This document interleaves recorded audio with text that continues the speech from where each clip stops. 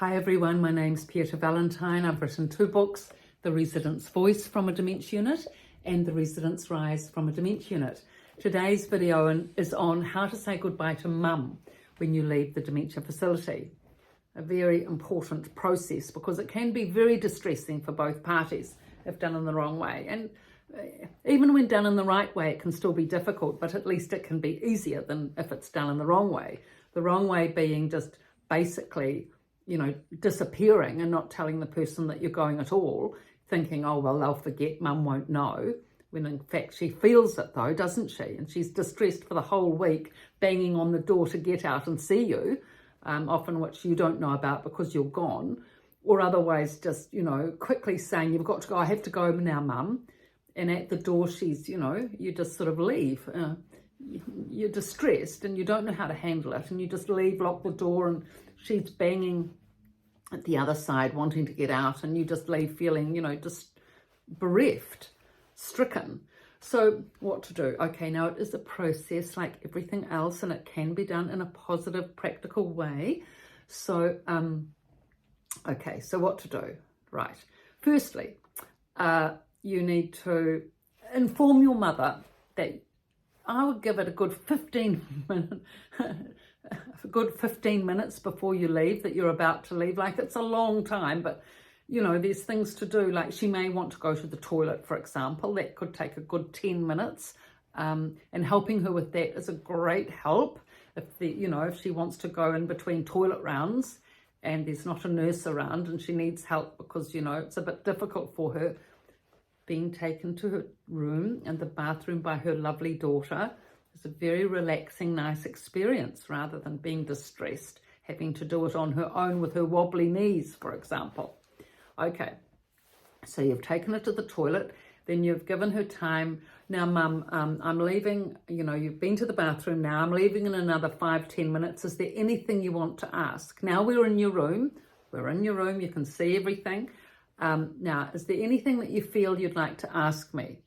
And she could say, well, actually, dear, now that I think about it, it is winter. I can see the Southern Alps, snow in the Southern Alps. It is winter and I can see you've bought me the heater and that's very good.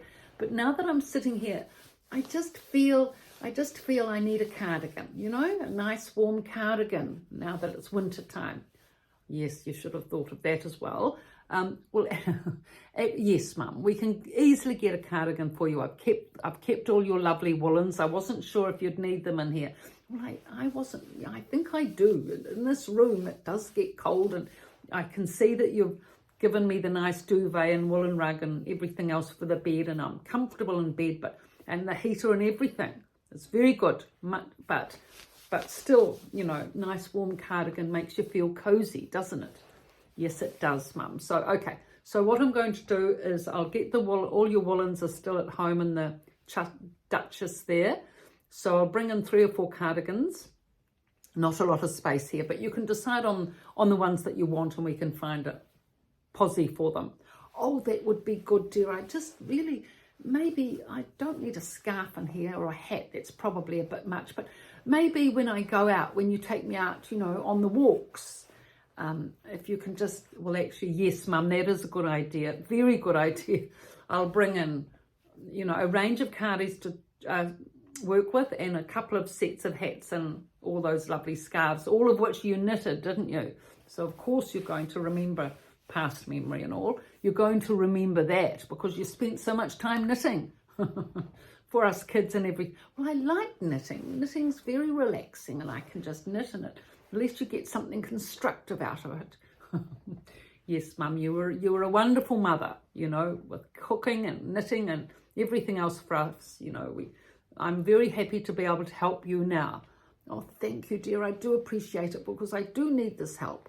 But I just feel that now that you're helping, everything's going so much better, and I can manage so much better now that I'm, with my warmth and my woolies and everything else. Anyway, time's ticking on, by the way. You're having, it always does. It always takes longer to say goodbye than you think. It always takes half an hour when you hope it will be 10 minutes. So even give half an hour before you leave, even give half an hour, because once they get on a little roll with talking about something like, knitting, like we're talking about now, they want to keep chatting, don't they? Because they're linked in with the past memory better than the present memory. And, about the knitting, which connects in with bringing in a cardi in the cold weather, and then you can start then she's having a little chat. And you don't want to break it up then, because, of course, when she's communicating, that's what you want to encourage.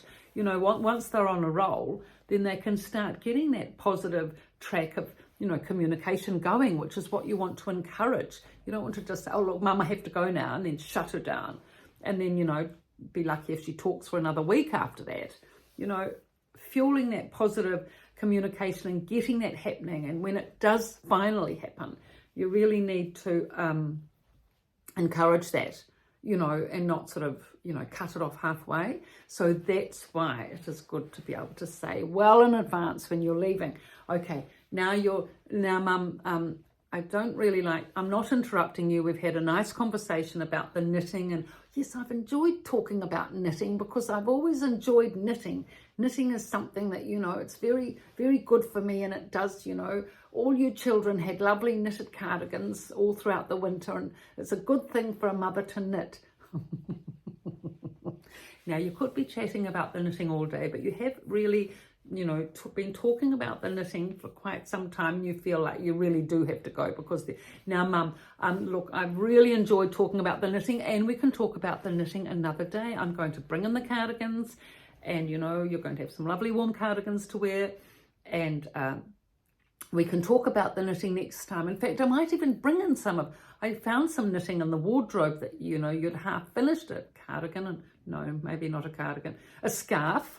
You've half knitted a scarf. I can do the other half of the scarf, and I can get the rows sorted for you to start the scarf. And then if you want to knit a scarf for one of the boys, oh yes, I'd love to do that. I miss my knitting. I can sit here in this warm room looking out at the mountains, the Southern Alps with snow, and do knitting. I think that would be very good for me.